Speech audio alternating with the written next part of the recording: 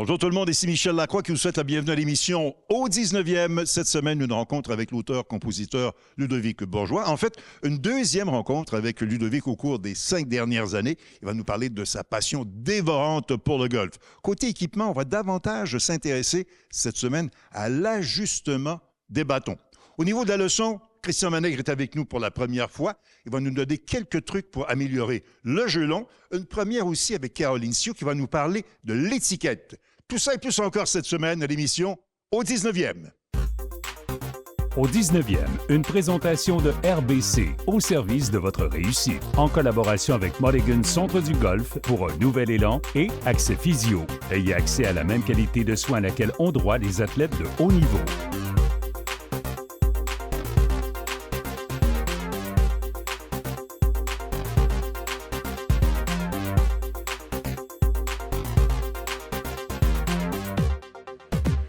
À l'émission au 19e, on a le plaisir de recevoir pour une deuxième fois, 5 ans plus tard, Ludovic Bourgeois. Comment ça va? Ça va bien, merci. Yes. Écoute, avant dans l'enregistrement, tu me disais que par rapport à il y a 5 ans, un nouveau golfeur? Ben c'est le jour et la nuit. Je commençais à jouer au golf à peu près il y a 5 ans. Fait que là, tu sais, 5 ans d'expérience puis plusieurs parties, là, tu sais, j'essaie de jouer le plus souvent possible. C'est pas toujours évident, mais c'est de jouer, hein. C'est de jouer, fait que c'est ce que je fais en ce moment. Exact. Tu m'avais mentionné que tu jouais 2 fois par année et ce que tu recherchais, c'était constance et concentration. As-tu eu l'impression d'avoir je joue pas mal plus que 2 fois par année, là, mais j'ai obtenu le fait de jouer plus souvent. Concentration, non. Constance, un petit peu plus. J'ai plus de confiance, surtout. Tu mentionnais aussi que tu es devenu membre. Ça aide aussi à jouer plus? Ben oui, je suis rentré membre au Balmoral, un beau golf à Moore Heights qui est à côté de chez nous. Fait que je vais porter les enfants à la garderie, je m'en vais jouer au golf la semaine, au moins 2 fois par semaine. Fait que ça aide beaucoup à donner de la confiance, surtout dans il n'est pas facile, le Balmoral. Beaucoup de dénivellation? Ouais, fait que quand tu arrives sur des golfs un petit peu plus plats, ça aide beaucoup. Au niveau de la long game, du jeu long, du jeu court? Je pense que la confiance puis la constance, ça aide au niveau de la short game, tu sais, maîtriser ses fers courts, moins de shank, je sais pas comment appeler ça en français, là, mais... Les Français appellent ça socket. Moins de socket. Il y a beaucoup... en fait, il y en a peu ou pas quand tu joues souvent, j'ai l'impression, fait que... C'est surtout ça, c'est surtout la confiance puis la constance qui fait en sorte que la partie devient beaucoup plus plaisante. Puis aussi la lecture des vers, poter, tu sais, apprendre à lire un vers, tu peux sauver 5-6 coups dans une game, là, fait que... Beaucoup de subtilité d'apprentissage, hein? Ouais, il y a trop d'affaires. Mais c'est ça qui est le fun, c'est ça qu'on recommence tout le temps, tu sais. Mais justement, je reviens un peu là en arrière. Pour être passé de 2 parties par année à aller chercher une certaine passion, il est arrivé quelque chose. Il y a une partie qui s'est passée. Tu as joué avec quelqu'un. Il y a quelqu'un qui t'a injecté quelque chose, non? Non, j'ai toujours apprécié le golf. C'était plus un manque de temps. Puis aussi, des fois, ton entourage joue pas vraiment. Là, on dirait que tout mon entourage, en même temps, a commencé à jouer. Tu sais, on est tous rentrés dans la trentaine. On est tous rendus avec des jobs plus stables. Fait que j'ai l'impression que, tu sais, c'est... Est-ce que la COVID aussi, la situation de la COVID a aidé, non? Peut-être, mais je pense que, tu sais, c'est un sport dispendieux quand même. Fait que quand t'es jeune, c'est difficile de jouer à tous les semaines, au prix que ça coûte. Fait que plus tu vieillis, plus tu as les moyens de jouer au golf. Puis je pense que c'est d'avoir joué souvent qui a donné la piqûre. Il n'y a pas une place dans la vie où que tu peux être 5 heures de temps avec le sourire d'en face puis pas penser à rien. C'est le seul endroit. Puis je suis très conscient que j'ai une famille, puis je dis ça, puis ils vont faire comme « Hey! » Il y a peut-être des choses qu'on va couper au montage. Non, c'est vrai. Non, mais c'est vrai. Je dis souvent à ma blonde, c'est le fun, tu sais, 5 heures. Puis elle aussi a commencé à jouer. Fait que ça nous fait des... Activités de couple. Activités de couple. Fait que non, c'est vraiment le fun. Et là, être dehors aussi. Et là, l'enseignement entre couples, est-ce non, je m'occupe pas de ça. Moi. Non. Est-ce qu'elle est aussi compétitive que toi de vouloir amener un pointage? Un petit peu moins, mais c'est entouré d'entraîneurs, tu sais, fait que elle ça fait moins longtemps qu'elle joue, mais justement, elle s'est équipée de gens qui l'aident, là. Et de ton côté, est-ce que tu suis des leçons également? J'en ai suivi un petit peu, là. Quand j'ai le temps d'aller jouer, j'aime mieux aller jouer que de prendre des leçons, mais je devrais faire les deux. C'est ça. Et des leçons sur le parcours. Ça peut aider des fois. Ça pourrait être bon, ouais. Stratégie sur le terrain. Qu'est-ce que tu aimerais améliorer pour la saison prochaine? Où est-ce que tu vas amener ton jeu? De commencer la saison en force. Tu sais, souvent, c'est le début de la saison qui est plus difficile. Pour moi, le plus difficile, c'est les longs fers. Ça serait de ramener ça au centre, pas mal. Ramener ça sur le verre. Ouais, mais surtout au centre. Poté birdie. Poté birdie, c'est toujours plaisant. Toujours un plaisir Merci de beaucoup. parler de golf Plaisir. avec toi. Merci, Oui, Ludovic. absolument. Émilie, c'est le temps de la question piège. On va parler de la classique héritage RBC. On sait que c'est un tournoi signature, un tournoi prestige. Le tour est institué par le PGA Tour en 2023 pour réunir le plus souvent possible les joueurs vedettes du circuit. Ouais, et qui dit événement signature, ouais, dit bourses qui sont beaucoup plus généreuses, également plus de points pour le classement de la Coupe FedEx. Voici donc la question quiz de la semaine. Le tournoi RBC Héritage fait partie des événements signatures du PGA Tour, incluant celui-ci. Combien d'épreuves signatures retrouve-t-on dans le calendrier du circuit? Est-ce A 4, B 5 ou C 8? La réponse après la pause.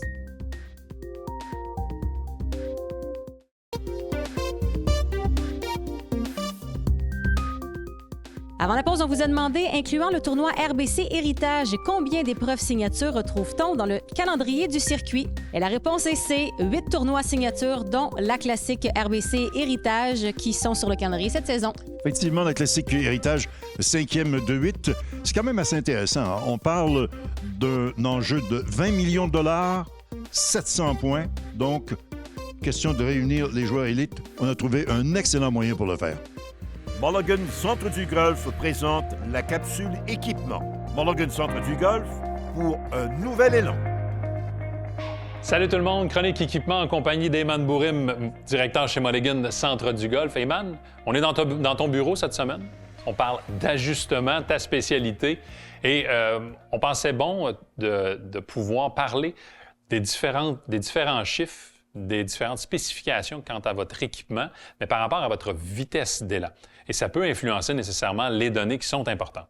Effectivement, Jess, la saison n'est même pas encore commencée. Et, c'est le Masters. Exact. C'est qu'on a tout le monde a hâte d'aller taper des balles, fait que naturellement, on s'en va dans des simulateurs. Très important de faire attention aux chiffres donnés. Donc, ce qu'on va faire, c'est qu'avec un fer 7, on va s'élancer à 70 000 à l'heure, 80 000 à l'heure et 90 000 à l'heure, et on va observer différentes statistiques. La première, le smash factor, l'efficacité de votre coup, votre centrage d'impact. Par la suite, l'angle d'attaque, qu'est-ce qui peut être optimal selon votre vitesse d'élan. Par la suite, il y a l'apex de la trajectoire et l'angle de descente de la trajectoire qui est influencé également avec la vitesse d'élan. Donc, si je commence avec un premier exemple, 70 000 à l'heure,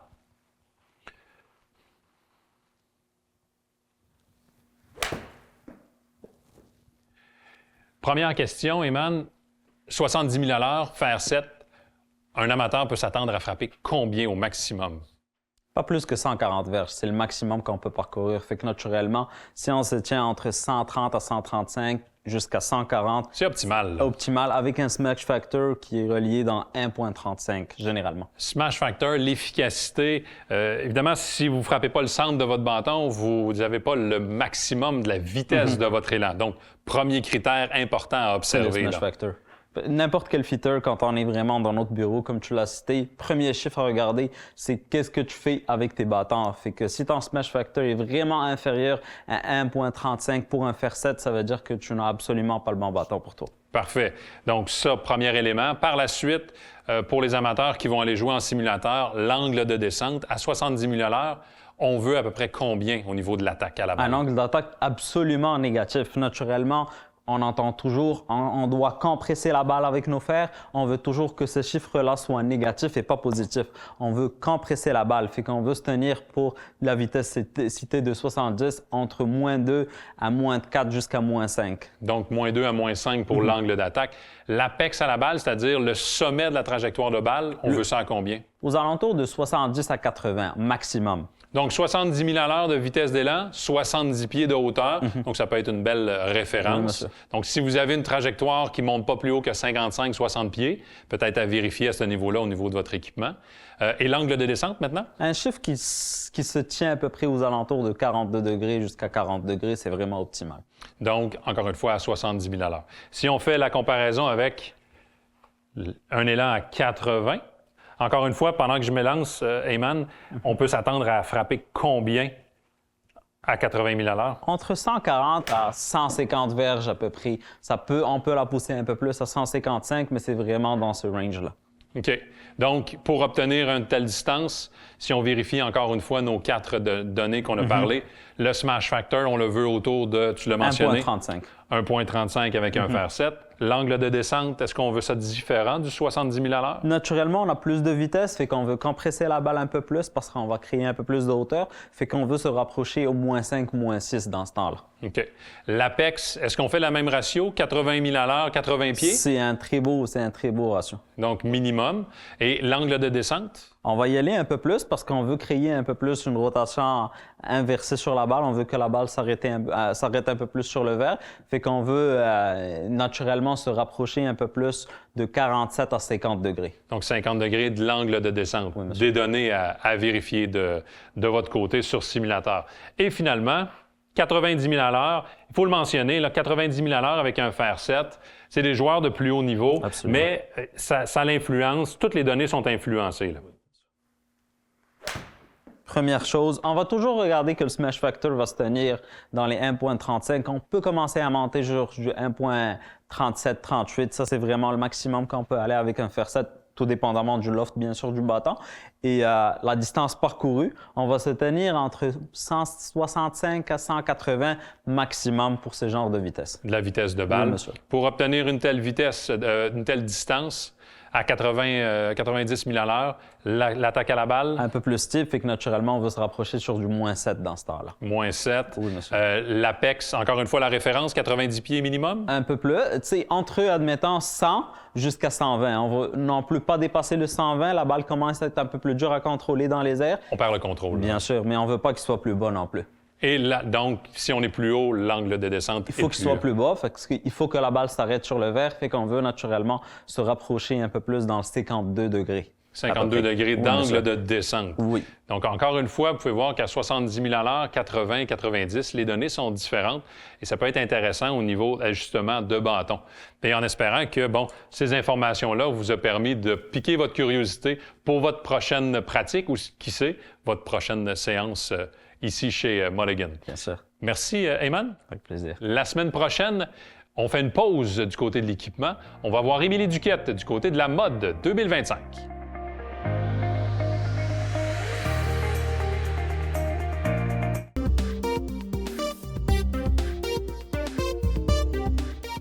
Alors, nouvelle chronique cette saison, nouvelle collaboratrice, Caroline Thillot, qui est membre de la PGA du Québec, également affiliée au club de golf Le Mirage. Caro, bienvenue au 19e. Merci beaucoup.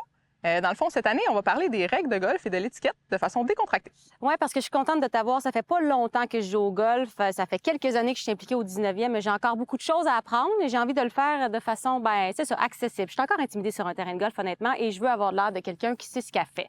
Aujourd'hui, pour la première situation, il est question de sentier à voiturette. Exactement. Donc ici, on a une belle situation où est-ce que la balle se retrouve près du sentier, pas sur le sentier, par exemple. Donc ici, ça dépendrait du côté on joue pour savoir si on a le droit à un allègement. OK. Dans cette situation-ci, là, qu'est-ce que je dois considérer là, pour prendre ma décision? Donc, premièrement, seulement si tu es gauchère, tu pourrais avoir droit C'est le cas. à un allègement, comme tes pieds sont sur le sentier. Donc, en tant que droitière, tu n'aurais pas le droit à un allègement, comme la balle ne se retrouve pas sur le sentier. OK. Je suis gauchère, j'ai le droit à l'allègement. Avec la position de balle, j'ai intérêt à jouer de ce côté-ci. Exactement. Donc, ce qu'il faut savoir, c'est qu'on a une seule option, à savoir le côté où est-ce qu'on va prendre l'allègement. Donc, toujours le côté où la balle est le plus près. Donc, ici, ça serait évidemment de ce côté. Ouais. Donc, on s'installerait, on prendrait notre position de départ à la balle, on dépose le bâton au sol et on plante un tee à cet endroit. Et à ce moment-là, je dépose la balle, je laisse tomber la balle et Non. je joue. Non, donc pas tout de soit, suite. hein? À partir de ce moment, donc, où est-ce que ton tee se retrouve, tu as le droit à une longueur de bâton sans se rapprocher du trou. OK. Donc, ça, c'est très important. Et puis, de là, tu laisserais tomber la balle. Donc, une fois que ça c'est fait, je peux jouer mon coup et c'est pas un coup à pénalité. Exactement. Ouais, merci, Caro. Merci à toi. Ce conseil de golf vous est présenté par Titleist. Alors, bonjour à tous. Ça me fait plaisir de me joindre à l'émission 19e cette saison afin de vous prodiguer quelques conseils. Et cette année, on aura la chance de se rencontrer 4 fois. Et puis aujourd'hui, j'aimerais commencer avec un conseil sur l'alignement et comment bien venir adresser la balle et bien positionner la balle. Souvent, ce que je constate avec mes élèves, c'est que les gens ont tendance à venir adresser la balle en la devançant, ce qui procure un stance fermé par rapport à notre cible choisie. D'accord? Alors moi, ce que j'aime comme règle, c'est celle du 90 degrés. Alors une fois qu'on définit notre ligne de tir, alors évidemment, quelqu'un qui a une trajectoire droite va définir sa ligne de tir directe. Alors que quelqu'un qui va avoir tendance à avoir une trajectoire soit de l'intérieur ou soit de l'extérieur, la ligne de tir va être décentrée en fonction du résultat final. Alors, dans le cas ici, je vais y aller avec une trajectoire de balle droite. Donc, une fois ma trajectoire définie, on peut soit prendre un grain de gazon, une tache à l'avant de la balle ou voire même un jalon qui nous précède sur les tertres à l'avant. Première chose qu'on doit faire, c'est de demeurer derrière la balle et de venir positionner notre bâton en direction de la ligne de tir. À partir de là, je trace ma ligne imaginaire de 90 degrés en fonction de ma ligne de tir pour venir positionner ma balle correctement avec mon pied avant, dans ce cas-ci, avec le bois numéro 1. Alors, j'adresse ma balle. À ce moment-là, je peux définir mes lignes pour avoir une posture droite, donc pied, genou, hanche, épaule parallèle à ma ligne. Et à ce moment-là, je suis en confiance de frapper un coup en bonne direction.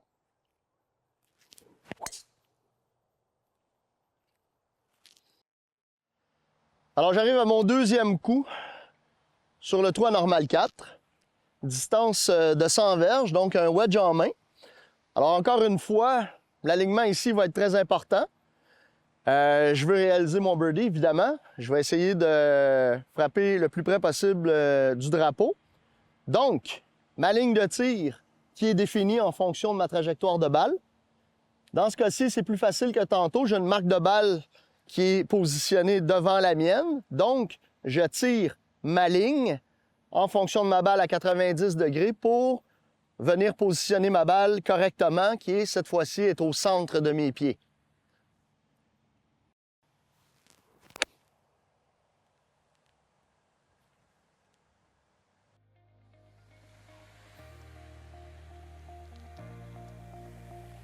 Alors, en conclusion, voyez-vous, j'ai appliqué la règle du 90 degrés également sur le verre. Donc, d'avoir un bon processus avant de s'installer au-dessus de la balle, ça peut être payant pour faire des birdies. Bon golf!